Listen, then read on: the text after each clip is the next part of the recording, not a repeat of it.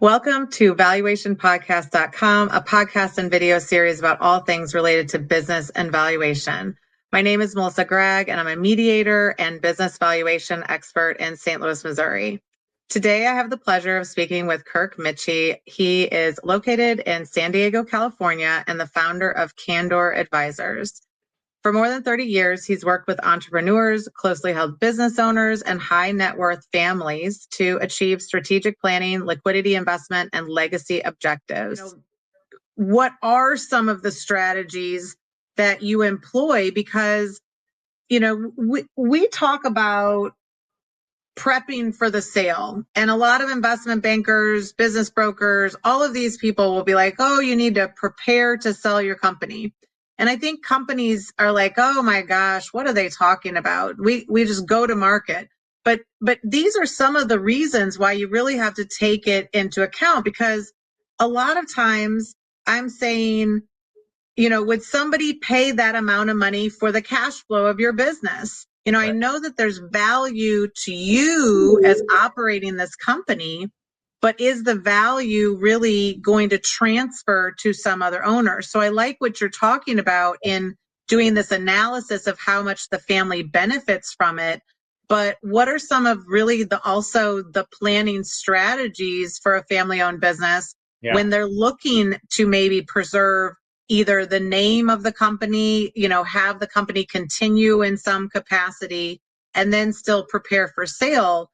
Because it is a little different, and it does create more creative strategies so that you can actually facilitate that transaction or that sale.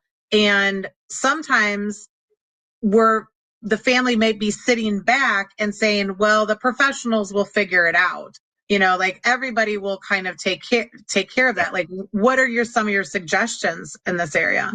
Yeah, this is one that doesn't get looked at enough. So I'm really glad you're asking this question because, if you start far enough out, and I'm talking about at least 6 to 9 months and maybe more like 2 years out, there are a lot of options. First of all, estate taxes are arguably the only elective taxes in the United States. There are ways to structure around it. And currently, this is going to change this year potentially, but currently below $25 million, your estate's not taxable. And so it's just going to pass to your heirs without them having to pay any tax on it.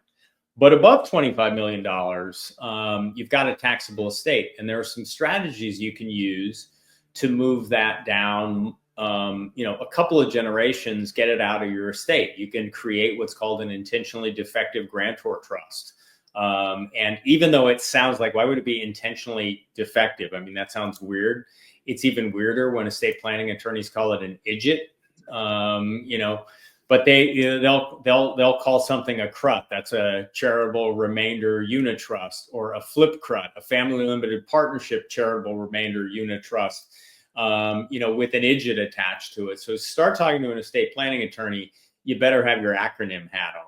But there are some strategies that, if you're far enough out, can really make sure that at Gen 1, there's less or no estate taxes, and ownership in the business can move down.